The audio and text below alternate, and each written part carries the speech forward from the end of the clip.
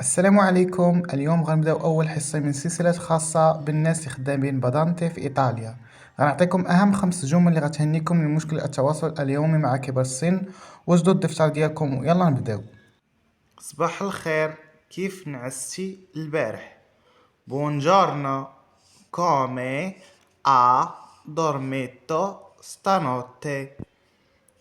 Buongiorno, come ha dormito stanotte. بالحروف العربية.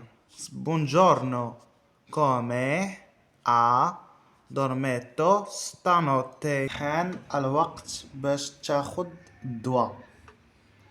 È ora di prendere la medicina. È ora di prendere la medicina. الحروف العربية. È ora di prendere la medicina. هاد الجملة حازمة ومهمة لتنظيم الوقت. نوجد لك شي حاجة زوينة تاكلها.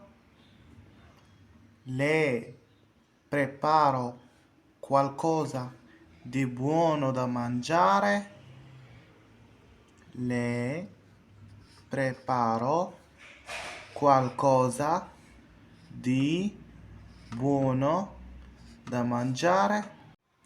Le preparo qualcosa di buono da mangiare.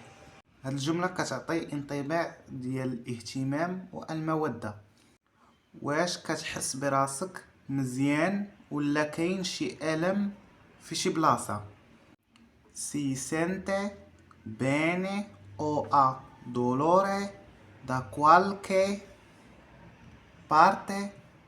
Si sente bene o ha dolore da qualche parte?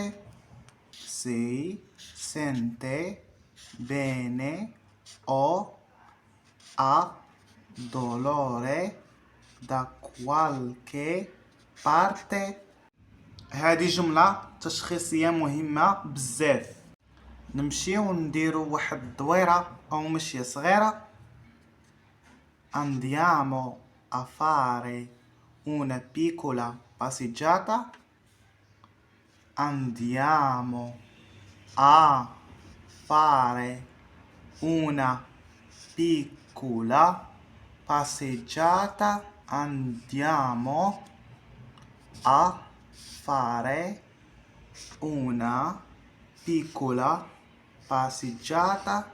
هاد الجملة مهمة للجانب النفسي والحركي. كنتمنى تكونوا استفدتوا من هاد 5 جمل. كتبوهم في دفتر وراجعوهم. الى عجبكم هاد النوع من الدروس خلوا لي لايك واشتركوا في القناة. الروابط كاينين في الوصف ديسكريبشن وفي اول تعليق. تبارك الله عليكم.